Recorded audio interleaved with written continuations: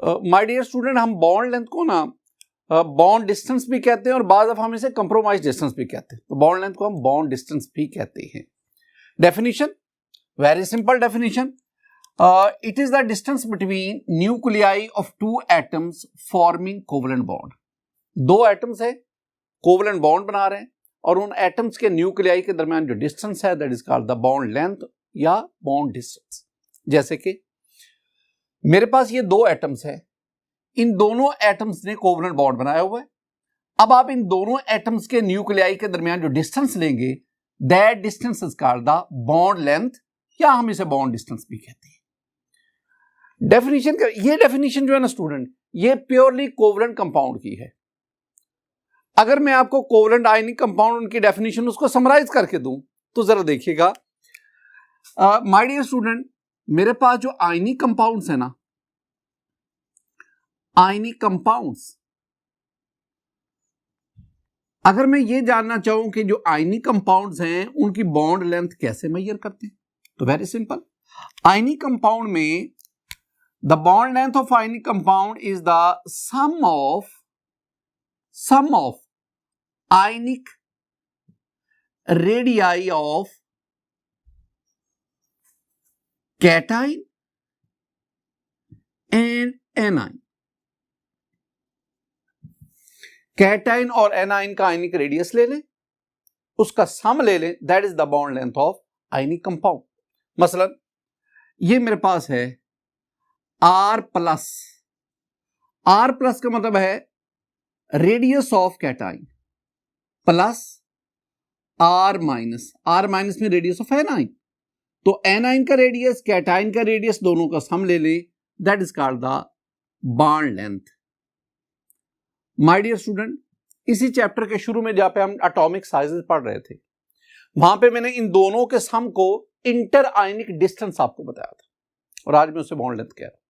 दूसरी बात, अगर मैं कोवलेंट कंपाउंड की बात करूं, कोवलेंट कंपाउंड्स,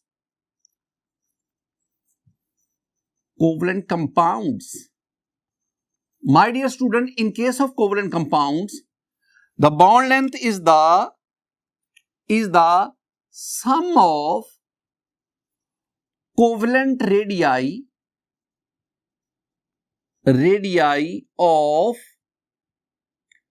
bonded atoms। दो एटम्स हैं, उन्होंने बॉन्ड बनाया, अगर आप उनका बॉन्ड लेंथ जानना चाहते हैं तो आप उन एटम्स का कोवलेंट रेडियाई ले लें, कोवलेंट रेडियाई का सम ले लें, तो आपके पास उनकी बॉन्ड लेंथ आ जाएगी। मैं ना इस बात को एग्जांपल आपको समझाता हूं। माय डियर स्टूडेंट, मेरे पास जो एग्जांपल है ना, मैं कार्बन क्लोरीन, इसकी बॉन्ड लेंथ जो है ना इसको मालूम करना चाहता हूं। Bond length between carbon chlorine bond, मुझे दो चीजें चाहिए, मुझे कोवलेंट रेडियस ऑफ क्लोरीन चाहिए, मुझे कोवलेंट रेडियस ऑफ कार्बन चाहिए। मुझे क्या चाहिए? मुझे कोवलेंट रेडियस ऑफ क्लोरीन चाहिए, कार्बन चाहिए। मैं दोनों का कोवलेंट रेडियस लेकर उसका सम लूंगा तो मेरे पास ये bond length between carbon chlorine bond ये आ जाएगा। कैसे, जरा देखिए। पहले मैं ये क्लोरीन का कोवलेंट रेडियस उसकी बात करता हूं। माय डियर स्टूडेंट, ये मेरे पास क्लोरीन के दो एटम्स हैं, आपस में कोवलेंटली बॉन्डेड है। अगर आप इनकी बॉन्ड लेंथ देखेंगे तो आपके पास ये आ जाती है 198 पिकोमीटर। बाद अब हम इसको 181 पिकोमीटर भी कह रहे हैं, लेकिन ये मैं आपके टेक्स्ट बुक के मुताबिक बात कर रहा हूं। तो 198 पिकोमीटर, आप इसका हाफ ले लें। जब आप इसका हाफ लेंगे तो दैट इज 99 पिकोमीटर, और 99 picometer is the bond length of covalent radii of radius of chlorine. तो मेरे पास कोवलेंट रेडियस ऑफ क्लोरीन ये आ गया मेरे पास 99 पिकोमीटर। अब दूसरी बात, covalent radius of carbon. My dear student, ये दो कार्बन के एटम है which are covalently bonded.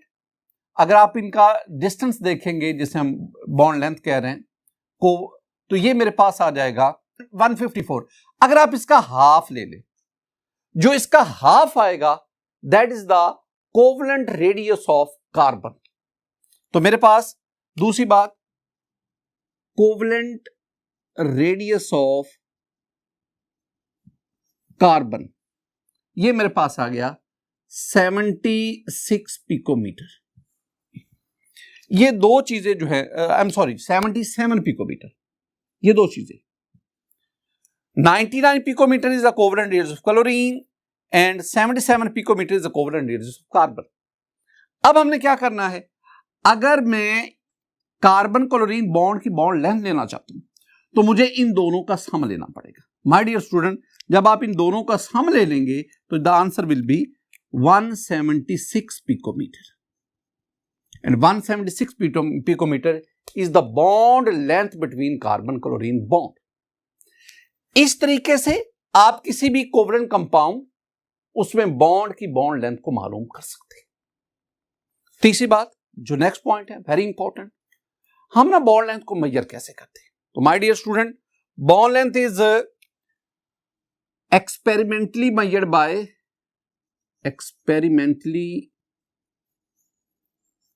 measured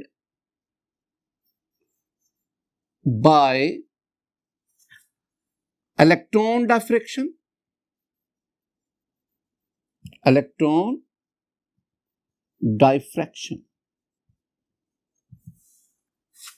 और X-rays diffraction,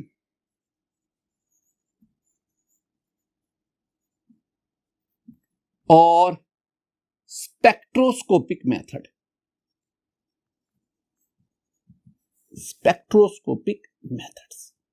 My dear student, these are various physical techniques to determine the bond length. आगे हम बढ़ते हैं, फैक्टर्स अफेक्टिंग बॉन्ड लेंथ। हमारी बुक ना 3 फैक्टर्स की तरफ इशारा करती है। हमारी बुक कहती है ionic character of covalent bond, mode of hybridization, atomic radius, लेकिन मैं बॉन्ड ऑर्डर और मल्टीप्लिसिटी इसको भी चौथे फैक्टर के तौर पर डिस्कस करूंगा। पहले हम आगाज करते हैं ionic character of a covalent bond. तो ionic character of covalent bond bond length को कैसे अफेक्ट करता है। माय डियर स्टूडेंट, जरा पहले अपना एक बेसिक रिलेशन उसको स्टडी कर ले। बेसिक रिलेशन मेरे पास क्या है, बेसिक रिलेशन है कि डेल्टा ई एन, मैंने पहले भी आपको समझाया, जब भी मैं डेल्टा ई एन लिखूं इसका मतलब होता है electronegativity difference between bonded atom. तो delta E N is directly proportional to percentage ionic character, या मैं इसे बॉन्ड पोलैरिटी कहता हूं, bond polarity, and that is inversely proportional to bond length. अब इसको समझना है, वो स्टूडेंट जिन्होंने एंटी टेस्ट के लिए प्रेपरेशन करनी है ना, उनके लिए इस किस्म का रिलेशन उनको समझना याद करना लाजमी है। तो ये क्या लिखा हुआ है, delta E N electronegativity difference between bonded atom. जितना electronegativity difference between bonded atom ज्यादा होगा उतना परसेंटेज आयनिक करैक्टर ज्यादा होगा, उतनी बॉन्ड पोलैरिटी ज्यादा होगी, और जितना बॉन्ड ज्यादा पोलर होगा उतनी बॉन्ड लेंथ कम होगी। मेरे पास एग्जांपल है, माय डियर स्टूडेंट, मेरे पास ना सिलिकॉन टेट्राफ्लोराइड है, SiF4 सिलिकॉन टेट्राफ्लोराइड। मैं ना सिलिकॉन फ्लोरीन बॉन्ड, इसकी बॉन्ड लेंथ जानना चाहता हूं। मैं 2 काम करूंगा, पहले तो मैं इसकी ना कैलकुलेटेड बॉन्ड लेंथ उसकी बात करूंगा। माय डियर स्टूडेंट, मेरे पास जो सिलिकॉन है ना, सिलिकॉन की जो कोवलेंट रेडियस है ये 117 पिकोमीटर है। Covalent radius of silicon 117 picometer, and the covalent radius of fluorine that is 64 picometer according to our book जहां से मैं पढ़ा रहा हूं। अगर आप इन बॉन्ड लेंथ जानना चाहते हैं तो दोनों कोवलेंट रेडियाई का सम ले लें, 117 प्लस 64, तो ये आपके पास 181 आ गया। तो इसका मतलब है आपके पास जो बॉन्ड लेंथ आ गई, माय डियर स्टूडेंट, ये जो बॉन्ड लेंथ है ना ये कैलकुलेटेड है, calculated, and that is 181 picometer. अब दूसरी बात, आप ना एक्सपेरिमेंटली या observed bond length, experimentally determined bond length, जिसे मैं ऑब्जर्व्ड कह रहा हूं, अगर आप इसको लेंगे तो ये स्टूडेंट 154 से 159 पिकोमीटर की रेंज में आती है। हमने कैलकुलेट कितनी की, हम कह रहे हैं ये जी बॉन्ड लेंथ जो है, हम कहते हैं जी ये बॉन्ड लेंथ जो है ये 181 पिकोमीटर है। एक्सपेरिमेंटली डिटरमिन्ड वैल्यू कहती नहीं, ये 154 पिकोमीटर है। ये डिफरेंस क्यों है स्टूडेंट? वेरी सिंपल, जब हम कैलकुलेट करते हैं ना तो हम इस बॉन्ड को नॉन पोलर कंसीडर करते हैं, नॉन पोलर, लेकिन हकीकत में ये बॉन्ड पोलर है। कैसे पोलर है? आप जानते हैं कि फ्लोरीन की इलेक्ट्रोनेगेटिविटी है 4.0 और सिलिकॉन इसकी इलेक्ट्रोनेगेटिविटी 1.90 है। इसका मतलब क्या हुआ कि फ्लोरीन की इलेक्ट्रोनेगेटिविटी सिलिकॉन से बहुत ज्यादा है, लिहाजा फ्लोरीन जो है ये शेयर्ड इलेक्ट्रॉन पेयर को अपनी तरफ अट्रैक्ट करेगा। यूं फ्लोरीन पे पार्शियल नेगेटिव चार्ज और सिलिकॉन पे पार्शियल पॉजिटिव चार्ज, और यूं ये बॉन्ड पोलर हो गया, पोलैरिटी इसमें इंड्यूस हो गई। हम इसे 100% कोवलेंट इन करैक्टर कंसीडर कर रहे थे, लेकिन इलेक्ट्रोनेगेटिविटी डिफरेंस की वजह से इसमें आयनिक करैक्टर भी इंड्यूस हो गया। तो अब हम क्या कहेंगे? हम कहेंगे जितना इलेक्ट्रोनेगेटिविटी डिफरेंस ज्यादा होगा उतनी बॉन्ड पोलैरिटी ज्यादा होगी, और जितना ज्यादा बॉन्ड पोलर होगा उतने न्यूक्लियाई एक दूसरे के करीब होते जाएंगे, उतनी बॉन्ड लेंथ कम होती जाएगी। आगे हम बढ़ते हैं, mode of hybridization. Hybridization bond length को कैसे अफेक्ट करती है? स्टूडेंट देखें, मेरे पास है बॉन्ड लेंथ, मैं ये आपको एक फॉर्मूला बता रहा हूं, bond length inversely proportional to percentage S character, percentage S character. जितना किसी एटम की हाइब्रिडाइजेशन में एस करैक्टर की परसेंटेज बढ़ती जाएगी उतनी बॉन्ड लेंथ शॉर्ट होती जाएगी, कम होती जाएगी। देखें स्टूडेंट, जब आप पढ़ते हैं ना sp3, आप पढ़ते हैं sp2, आप पढ़ते हैं sp, ये आपके सिलेबस में ये 3 किस्म की हाइब्रिडाइजेशन है।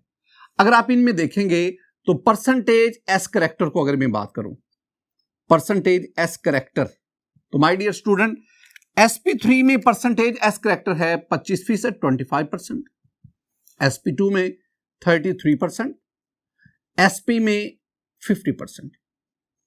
तो आप देखें जब आप sp3 से sp2 से sp की तरफ बढ़ते हैं तो एस करैक्टर की परसेंटेज बढ़ती जा रही है, और अगर एस करैक्टर की परसेंटेज बढ़ती है तो इट मींस कि बॉन्ड लेंथ को कम होना चाहिए। देखें हम, मेरे पास ना कार्बन कार्बन सिंगल बॉन्ड है, this one is carbon carbon single bond, this one is carbon carbon double bond, carbon carbon double bond, और my dear students this one is carbon carbon triple bond. आप जानते हैं कि जब carbon carbon single bond होता है ना तो this carbon is sp3 hybridized, जब कार्बन कार्बन डबल बॉन्ड है this carbon is sp2 hybridized, और in case of triple bond this carbon is sp hybridized. तो इसका मतलब है कि जब यूं बढ़ रहे हैं तो परसेंटेज एस करैक्टर बढ़ता है। अब इसका बॉन्ड लेंथ पर क्या इफेक्ट होगा जरा देखें। ये जो बॉन्ड है कार्बन कार्बन सिंगल बॉन्ड, इसकी बॉन्ड लेंथ है 154 पिकोमीटर, डबल बॉन्ड इसकी बॉन्ड लेंथ है 133 पिकोमीटर, ट्रिपल बॉन्ड इसकी बॉन्ड लेंथ है 120 पिकोमीटर। तो माय डियर स्टूडेंट ये रिजल्ट वाज़ेह है। अच्छा ऐसा होता क्यों है? रीजन क्या है? वेरी सिंपल रीजन, ये मेरे पास न्यूक्लियस है कार्बन का, ये 2s है, ये 2s है, ये 2p ऑर्बिटल्स है, ये s है 2s, ये p ऑर्बिटल्स है। s ऑर्बिटल न्यूक्लियस के करीब है, जब न्यूक्लियस के करीब होगा तो s ऑर्बिटल में मौजूद इलेक्ट्रॉन पर न्यूक्लियर अट्रैक्शन स्ट्रॉन्ग होगी, और p जरा न्यूक्लियस से दूर है तो p में मौजूद इलेक्ट्रॉन पर न्यूक्लियर अट्रैक्शन कतरे वीक होती है। अब जब s करैक्टर ज्यादा होगा इसका मतलब है वो हाइब्रिड ऑर्बिटल न्यूक्लियस के करीब होगा, और करीब होने की वजह से उस हाइब्रिड ऑर्बिटल में मौजूद जो बॉन्डेड इलेक्ट्रॉन पर न्यूक्लियर अट्रैक्शन स्ट्रॉन्ग होगी। जितनी न्यूक्लियर अट्रैक्शन स्ट्रॉन्ग होगी उतने बॉन्डेड एटम एक दूसरे के करीब हो जाएंगे, और करीब होने का मतलब है बॉन्ड लेंथ शॉर्ट हो जाएगी, कम हो जाएगी। Student atomic radii, very simple, हम कहेंगे कि bond length is directly proportional to sizes of atoms. Sizes of atoms. मैं ना दो आपके साथ एग्जाम्पल शेयर करूंगा. मेरे पास स्टूडेंट 4th ए ग्रुप है, फिर मेरे पास जो 5th ए ग्रुप है, इनकी मैं बात कर रहा हूं. 4th ए ग्रुप में you have the carbon, silicon, germanium, tin, lead, और 5th ए पे आपके पास नपासब B, nitrogen, phosphorus, arsenic, antimony, bismuth. आप ना इनके कार्बन का साइज छोटा, सिलिकॉन का साइज बड़ा. कार्बन एटम के गिर्द 2 शेल, सिलिकॉन एटम के गिर्द 3 शेल्स. जितने नंबर ऑफ शेल बढ़ेंगे उतना एटॉमिक रेडियस बढ़ता है. अगर 2 कार्बन के दरमियान बॉन्ड है, कार्बन कार्बन बॉन्ड, अगर 2 सिलिकॉन के दरमियान बॉन्ड है, सिलिकॉन सिलिकॉन बॉन्ड. अब मैं जानना चाहता हूं किस केस में बॉन्ड लेंथ ज्यादा होगी. तो माय डियर स्टूडेंट, जब बॉन्डेड एटम का साइज बड़ा होगा तो बॉन्ड लेंथ भी ज्यादा होगी. इसका मतलब है कि कार्बन कार्बन, चूंकि इनका एटॉमिक रेडियस कम है, लिहाजा बॉन्ड लेंथ कम होगी, और इनमें सिलिकॉन सिलिकॉन सिलिकॉन एटम का एटॉमिक रेडियस ज्यादा है, लिहाजा ये बॉन्ड लेंथ भी ज्यादा होगी. बिल्कुल same in the case with nitrogen nitrogen bond, phosphorus phosphorus bond. मैं जानना चाहता हूं कि इन दोनों बॉन्ड्स में किसकी बॉन्ड लेंथ ज्यादा है. तो आप देख लें कि दोनों बॉन्ड्स बनाने वाले जो एटम्स हैं, तो कहां पे एटॉमिक साइज बड़ा है.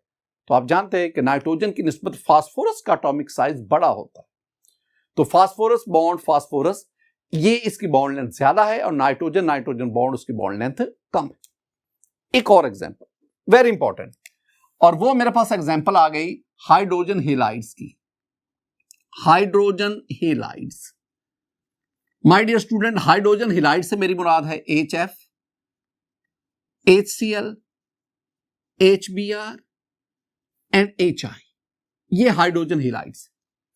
हाइड्रोजन ने हैलोजन के साथ बॉन्ड बना हुआ है. ये हाइड्रोजन है, साथ हैलोजन है, ये बॉन्ड बना हुआ है. अब जिस हैलोजन का साइज जितना बड़ा होगा, उसका हाइड्रोजन के साथ बॉन्ड, उसकी बॉन्ड लेंथ उतनी ज्यादा होगी. क्यों? Very simple. आपने पढ़ा हुआ है कि फ्लोरीन, इसका एटॉमिक रेडियस कम है, क्लोरीन का ज्यादा है, ब्रोमीन का उससे ज्यादा है, और आयोडीन का हैलोजन में सबसे ज्यादा. तो जितना साइज ऑफ एटम बड़ा होगा उतनी बॉन्ड लेंथ ज्यादा होगी. देखिए स्टूडेंट, ये मेरे पास ना hydrogen fluorine, hydrogen chlorine, hydrogen bromine, hydrogen iodine. Fluorine का साइज छोटा, क्लोरीन का बड़ा, ब्रोमीन का उससे बड़ा, और आयोडीन का सबसे. तो बॉन्ड लेंथ की वैल्यूज ऊपर लिखी हुई हैं, और बॉन्ड लेंथ की वैल्यू हमें क्या बता रही है कि जैसे साइजेस ऑफ एटम बढ़ रहे हैं वैसे बॉन्ड लेंथ भी इंक्रीज कर रही है. आगे बढ़ते हैं student. Bond order and multiplicity. Multiplicity mean bond order 1 2 3, multiple bond, double bond, triple bond, इसे मल्टीप्लिसिटी पे ले. अब जरा इसमें देखें, मैं कहूंगा कि bond length is inversely proportional to bond order and multiplicity. जितना बॉन्ड ऑर्डर ज्यादा होगा उतनी बॉन्ड लेंथ कम होगी. मैं आपको ना ये 3 टेबल्स के जरिए ये बात समझाने की कोशिश कर रहा हूं. पहला जो टेबल है उसको अगर आप देखें, इसमें 4 कॉलम्स है. पहले कॉलम में कार्बन सिस्टम है, दूसरे में बॉन्ड ऑर्डर है, तीसरे में आपके पास बॉन्ड लेंथ आ गई, और चौथे में बॉन्ड एनर्जी है.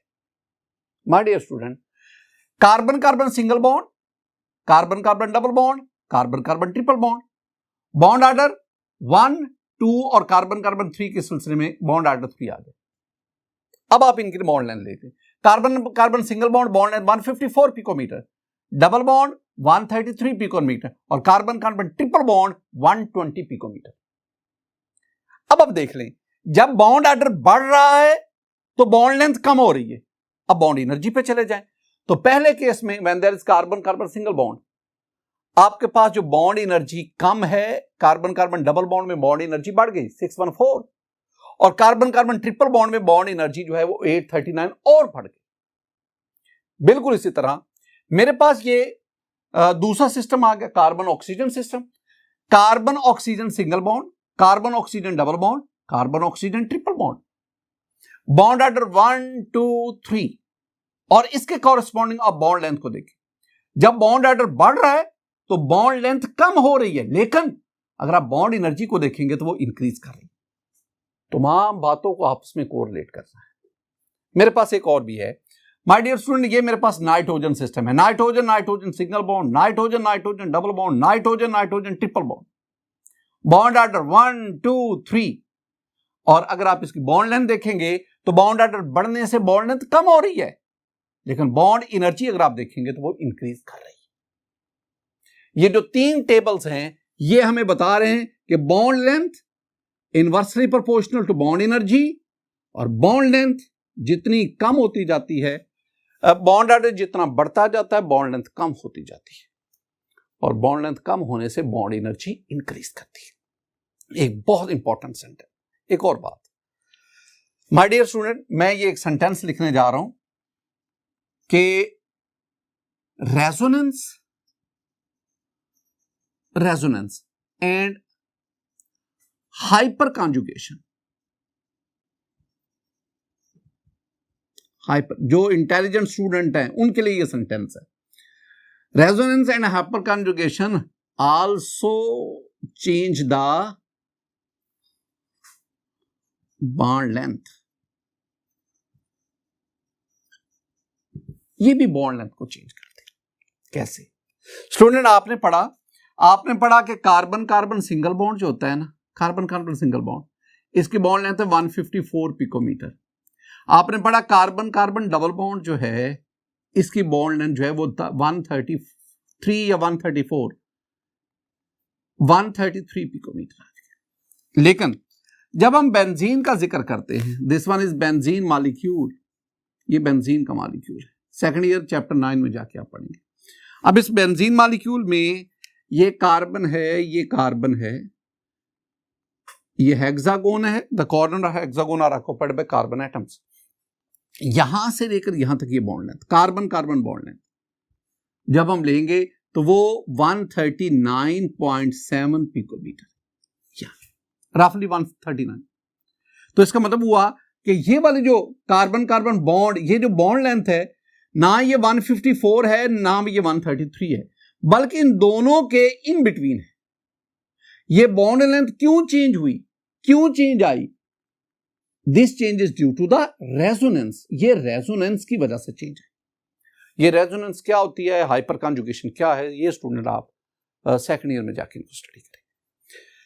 माय डियर स्टूडेंट, आज के इस लेक्चर में हमने बॉन्ड लेंथ को स्टडी किया, हमने आयनिक बॉन्ड और कोवलेंट बॉन्ड, इनकी बॉन्ड लेंथ को कैसे मालूम करते, और फिर हमने डिफरेंट फैक्टर्स पढ़े which affect the bond length. मेरी दुआ है कि अल्लाह ताला आप पर अपना फजल फरमाए, अल्लाह ताला आप पर अपना करम फरमाए। अस्सलाम वालेकुम रहमतुल्लाह।